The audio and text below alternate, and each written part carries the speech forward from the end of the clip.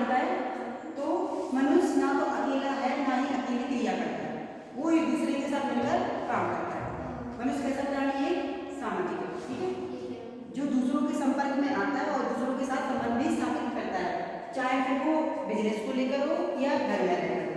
अगर वो रह रहा है तो अपने माता पिता के साथ रहेगा, बाई चांस अपने माता पिता नहीं है तो भी वो अकेला नहीं रहेगा, वो समाज में अपने संबंध स्थापित करेगा, दूसरे सर्कल बनाएगा, एक तरीके से उस हिसाब से अपना उसने अपने संबंध बनाए और एक वार्तालाप जिंदगी है जो भी काम करता रहता है, क्योंकि व्यक्ति के विचार भावनाएं यहाँ तक की प्रतिक्रियाएं इन दूसरे व्यक्तियों को संचालित करती हैं। ठीक है, आपसे लोग कैसे अट्रैक्ट होंगे? आपके विचारों से। मान लो आपके विचार अच्छे हैं तो लोग आपसे जल्दी घुल मिलेंगे, वो व्यक्ति बहुत अच्छा है, उसकी बातें बहुत अच्छी है, व्यवहार अच्छा है। कोई व्यक्ति खड़ूस होगा, नहीं बोलता होगा, अपनी अपनी जगह चलाएगा, तो उससे मत बोलो, वो नहीं करता, उसकी बात में सुना करो, वो ऐसे ही है। तो व्यक्ति के विचार और व्यवहार एक दूसरे को अट्रैक्ट करते हैं। ठीक है, तो ये दूसरे को संचालित करते हैं और ये दूसरों से ऐसा प्राप्त भी होता है। कभी कभी हम दूसरों से भी सीखते हैं, जो हमारे एल्डर लोग होते हैं, बड़े लोग होते हैं, उनसे हम सीखते हैं। हम ट्रैवलिंग कर रहे हैं, हमने ट्रेन में सफर किया, हमने 4 लोगों से बात की, हमें कुछ उनकी चीज़ अच्छी लगी तो हम लोग उनसे कैपेसिटी ली, उनसे सीखा, हमने कैच किया। वो हो सकता है हमारी बातों से इंप्रेस हुए तो वो हमारे से कैपेसिटी ले, कैचिंग करे। तो ये एक दूसरों का यही काम चलता रहता है और ऐसे हमारा जीवन और हमारी जीवन चलता रहता है। तो ठीक है, व्यक्ति के आसपास लोगों को उत्तेजित करना और स्वयं भी उत्तेजित हो। तो व्यक्ति की अधिकांश क्रियाएं व्यवहार यही क्या होती है? सामाजिक होती है। ठीक है, वो खुद भी सीखता है और दूसरों से भी सीखता है और यही इसको सामाजिक क्रिया होती है। ठीक है, क्योंकि वे क्रियाएं अर्थपूर्ण ढंग से परिचित या अपरिचित दूसरे व्यक्तियों द्वारा भूत पर वर्तमान भावी विभाग से संबंधित प्रभावित होती है। कभी कभी हम जाते हैं तो हम अपने पास्ट की कहानी बताते हैं कि भैया हमने ऐसा किया था, हम ऐसे ऐसे पढ़े, हमने ये सीखा, हमें इतनी प्रॉब्लम आती है, तो कहीं कहते वाह आपको बहुत स्ट्रगल वाले हैं, आपने ऐसा किया, आप कभी सक्सेस हो। इस तरीके के हम अपनी अपनी बातों से लोगों को समझाने और अट्रैक्ट करते हैं।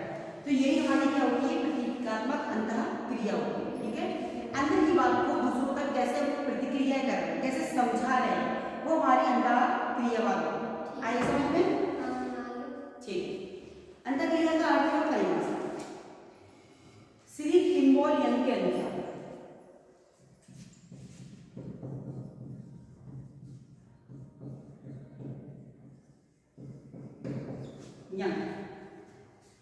किम्बॉल यंग के अनुसार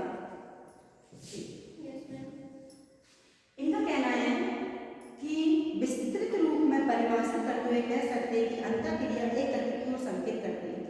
व्यक्ति की प्रतिक्रिया हाव भाव शब्द स्थूल शारीरिक गति दूसरे व्यक्ति को उचित करती है।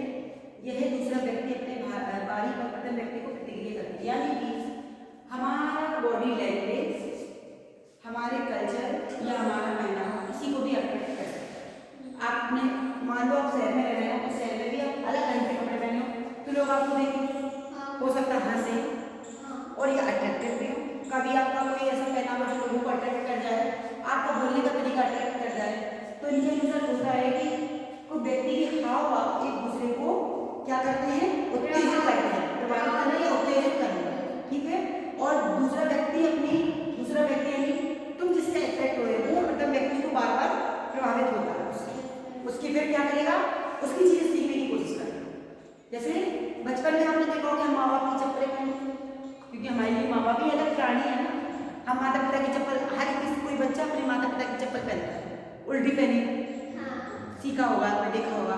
माता पिता जो काम कर रहे हैं वो बच्चे भी करेंगे, माने वैसे रिपेयरिंग का काम करते हैं तो वो भी अपने पेंच पाना उठाएगा, पिता की काम करेगा जो उसके पिता करते हैं। अगर माता उसकी टीचर तो वो बच्चा ब्लैक बोर्ड पे काम करेगा, अपनी माँ का चश्मा लगाएगा, चाहे उसका बहुत पढ़ना ना होता हो तो अपनी माँ की क्रिया सीखेगा, तो वो प्रतिक्रिया उससे सीख रहा है। ठीक है, कैचिंग कर रहा है, उत्तेजित होकर सीख रहा है, उसके अंदर सीखने की ज्यादा उत्तेजित ना है। तो यही हमारी क्या होगी? अंतःक्रिया। ठीक है, दूसरे जाते हैं मैरिडल या एडरेज के शब्दों में सामाजिक अंतःक्रिया वह प्रक्रिया है जो 2 या 2 से अधिक व्यक्तियों में अर्थपूर्ण संपर्क की स्थापना होती है, जिसके फलस्वरूप व्यवहार में थोड़ा थोड़ा परिवर्तन आता है। अगर हम स्कूल को देखें जिसमें क्लासें हैं, कोई इसलिए क्लास के बच्चे ले लीजिए, हम फर्स्ट क्लास के बच्चों को देखें, सेकंड को देखें, फोर्थ को देखें, उसके बाद हम सीधे 8th में देखते हैं और फिर एक हम 12th क्लास को लेते हैं।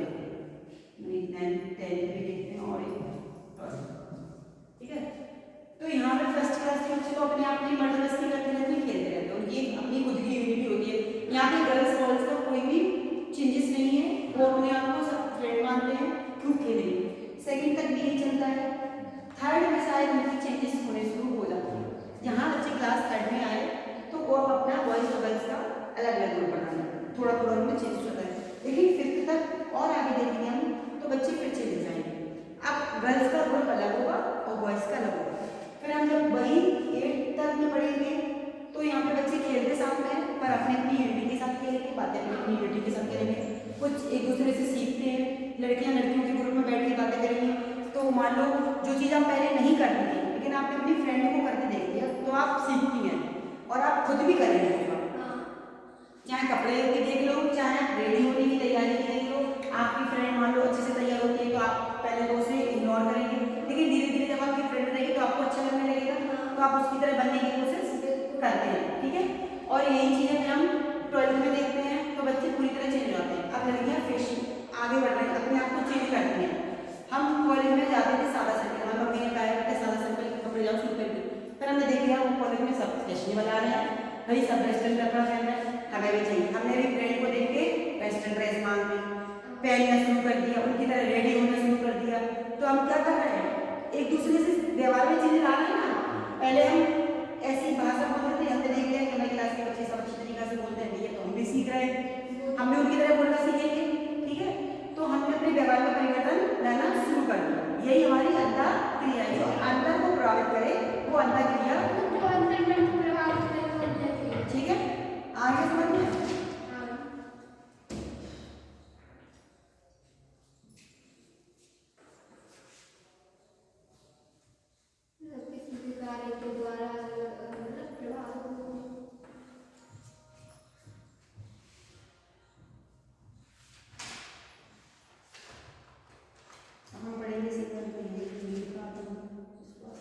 एक बार समझ में आ गया प्रतीकात्मक अंतर के लिए।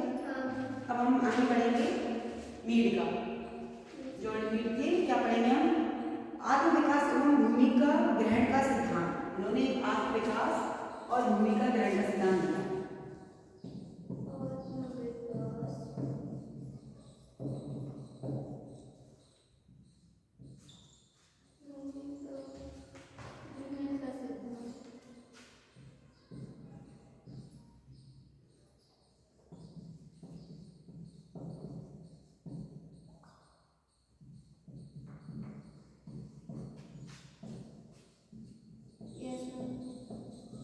ठीक है, ये सिद्धांत क्या कहता है, इस सिद्धांत के माध्यम से मीड ने यह दर्शाने का प्रश्न किया कि आत्मा के विकास में मानवीय अंतःक्रिया प्रमुख आधार है। यानी आत्मा का विकास इस बात पर निर्भर करता है कि दूसरे के साथ अंतःक्रिया करते हुए व्यक्ति स्वयं को अपने सामने एक वस्तु के रूप में प्रस्तुत करेगा, कितनी योग्यता रखता है, अर्थात दूसरों के बोलने पर स्वयं को बहुत संभव है। ठीक है, आत्म विकास का मतलब है कि हमने अपने अंदर कुछ चीजें डाली है, फिर धीरे धीरे जो हम वही बता रहे थे, हमने सामने वाले को देखा वो क्या कर रहा है, कैसे जा रहा है, क्या कर रहा है, क्या नहीं। पहले हम पैदल जाते थे, हमने देख लिया हमारे दोस्त के पास साइकिल, तो हम साइकिल की डिमांड करेंगे, हमारे भी दोस्त जा रहे हैं साइकिल से, हमने अपने अंदर एक चेंजेस लाया। ठीक है, वो कपड़े किस तरीके के पहनता था, हमने कपड़ों में चेंजेस लाया।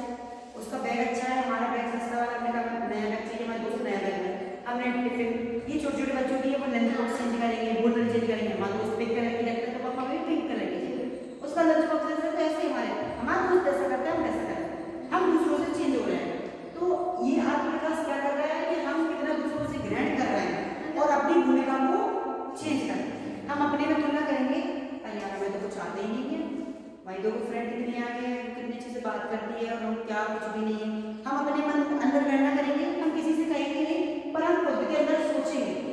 ये चीज करते हैं, आपने देखा होगा जब छोटे छोटे थे तब आप ये चीजें सोचते थे कि हमें तो कुछ भी नहीं आता, मेरी फ्रेंड कितनी होशियार है, कितने अच्छे नंबर लाती है, तो हम उसके जैसा बनने की कोशिश करेंगे। हो सकता है हम पढ़ाई में तेज निकले, हम उससे नंबर तेज लाने के लिए हमने अपने अंदर की भूमिका चेक की, हमने अपने अंदर का कॉन्सेप्ट चेक किया, देखा कि हमें अभी कुछ चीजें नहीं आती, हम बहुत पीछे हैं कुछ मामलों में, वो काम अच्छे से करती है, उसकी राइटिंग अच्छी है, कभी कभी हम क्लास में राइटिंग देखते थे अपनी फ्रेंड, उसकी राइटिंग कितनी अच्छी है, उसकी नोट्स कितने अच्छे अच्छे बने होते हैं, वो कितना अच्छे डेकोरेट करती है।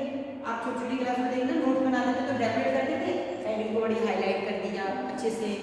तो हमने अपने अंदर की भूमिका की कमी महसूस की, हमने कमी महसूस की ना अपनी, फिर हम उसको क्या करेंगे, कमी को क्या करते हैं, पूरा करने के लिए करेंगे सामने वाले से सीख कर। तो ये हमारा आत्म विकास एवं भूमिका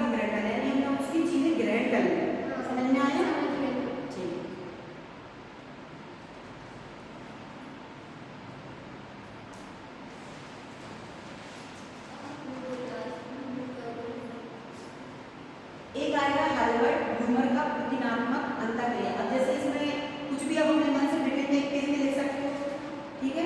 जैसे जॉन मीड ने बताया है कि एकात्मीकरण भूमिका ग्रहण को आत्मा के रूप में उन्होंने बताया है कि मैं अवधारणा को विकसित करता हूँ कि जो कि मुझे या दूसरों से एकात्मीकरण के द्वारा सामान्य भूमिका ग्रहण करता है। मतलब हम दूसरों से हम क्या हैं और वो क्या है, उससे हमने क्या सीखा, तो इसको आप लॉन्ग में लिख सकते हैं।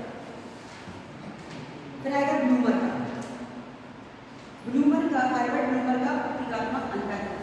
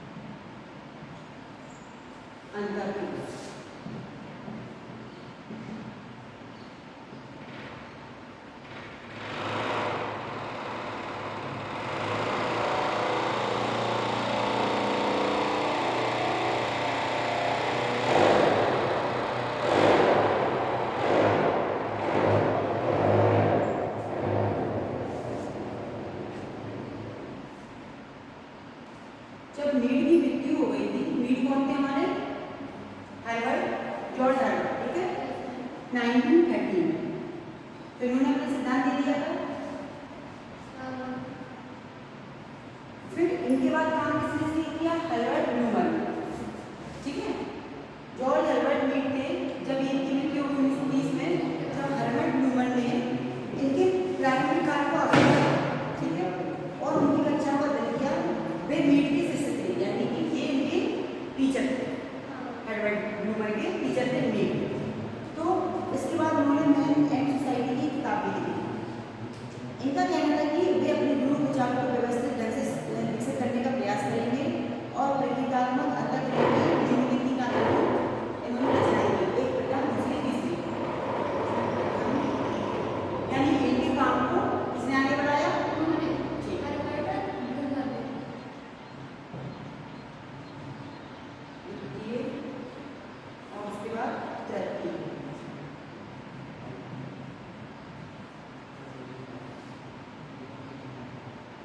आधारभूत मान्यताएं।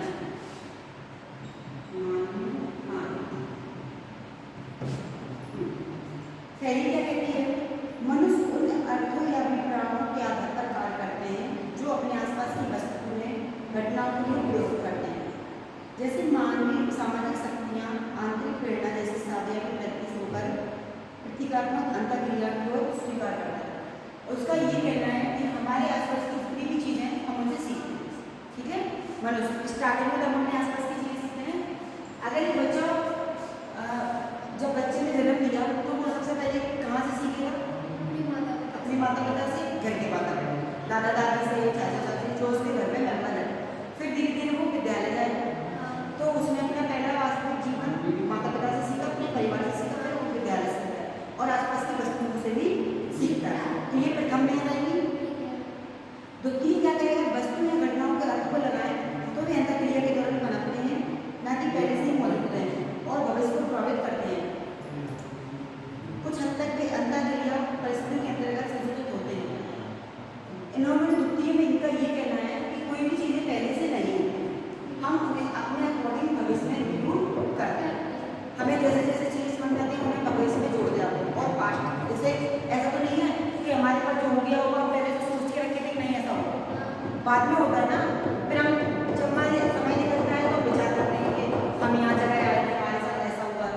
तो ये घटनाएं हमें बाद में होती है, मतलब घटना हाँ हम उनसे अवेयर रहते हैं, मतलब उनसे हमें पता नहीं है, नॉलेज नहीं है, और जो हमारे भविष्य को फिर वास्तव में ये पहले से मौजूद नहीं होती है, सडनली होती है, अचानक, ठीक है। द्वितीय में क्या आएगा, तृतीय में ऐसी वस्तु घटनाओं को अर्थ लगाते हैं जिसमें क्रियात्मक संदर्भों के अंतर्गत कर्ताओं के द्वारा प्रयुक्त प्रणाली को परिणाम हो।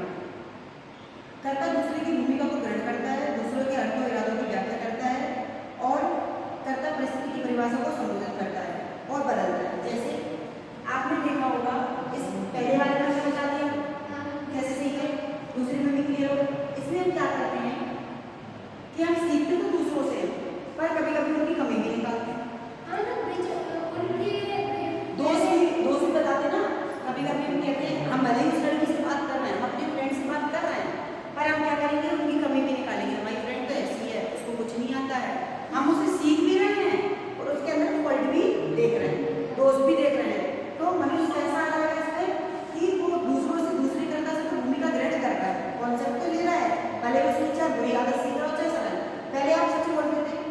एक दिन आपका दोस्त 10,000 जो होता है आप भी सीख गए, आपके दूसरे के लिए बोल देना तो यहाँ आए तो आप मम्मी से कहते कौन बता रहा है, आपने सीख लिया।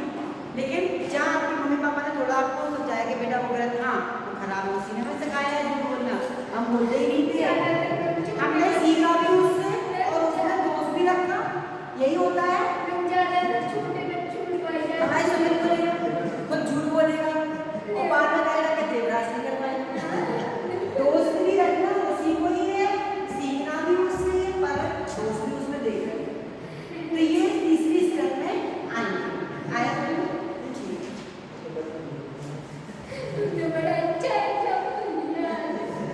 क्यों सुमित ऐसा ही है? I am right? क्यों करते हैं ऐसा? एग्जाम्पल ही देखते तो समझ में आता है, तब तक आपको एग्जाम्पल नहीं देंगे तो कैसे समझ, बिना एग्जाम्पल के तो नहीं आता है। प्रैक्टिकली सिखाओ, डायरेक्ट हमारे सामने प्रैक्टिकल मौजूद है ना, हम उसको ही लेके चलेंगे।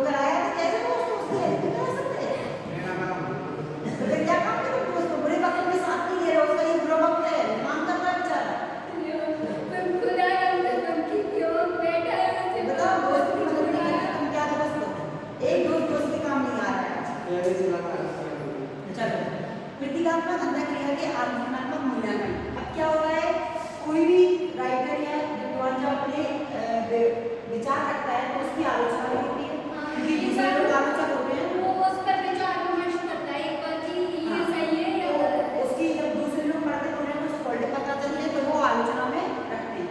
अब हम प्रतीकात्मक अंतःक्रिया का आलोचनात्मक मूल्यांकन देखेंगे।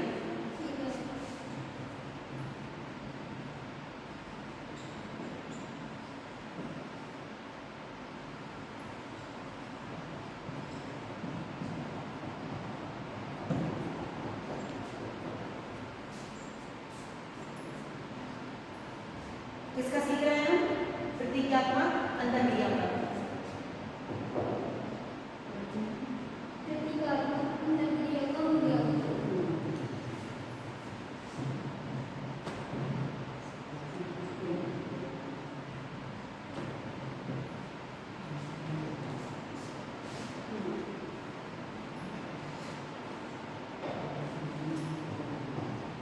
एक कमी इसमें ये निर्जाति प्रगति विज्ञानी जो कि प्रतीकात्मक अंतःक्रिया के निकट सहयोगी हैं, इनकी आलोचना स्थापित करने की उपागम ज्ञान प्रक्रिया को महत्व देकर सामान्य ज्ञान के आधार पर समाज का अध्ययन करता है।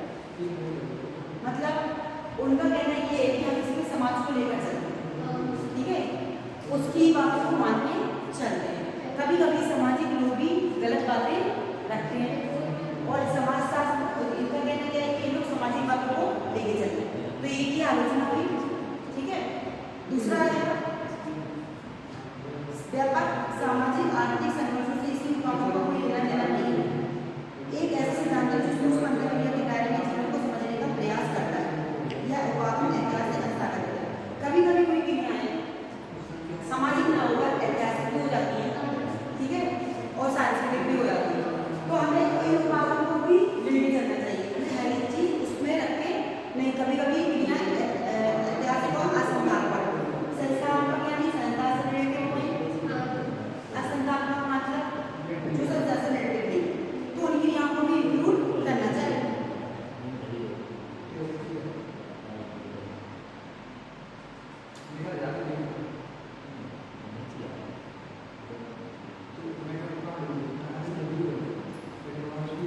आत्मचेतना और क्या है, अचेतना मन, ये दोनों ही क्या करते हैं, मानव व्यवहार को प्रभावित करते हैं। आत्मचेतना यानी खुद की, अचेतना ज्यादा विचार करना, मन में सोचना, हम जिससे ज्यादा सोचेंगे तो हमारा व्यवहार चेंज होगा, हम परिवर्तन लाएंगे। तो इसमें क्या होता है कि आत्मचेतना को आवश्यकता से अधिक महत्व दिया, इसको इम्पोर्टेंसी ज़्यादा दी, तो ये गलत है। हमें कभी कभी आत्मचेतना को इम्पोर्टेंसी नहीं देनी चाहिए, ठीक है। बाकी की इसमें एक और है कि मनुष्य की केवल स्थिति का अध्ययन करता है, मानव इच्छाओं आवश्यकताओं परिणाम को प्रोग्राम में कोई महत्व नहीं रखता। ये सिर्फ मानव की केवल स्थिति को करेगा, उसकी क्या इच्छाएं हैं क्या नहीं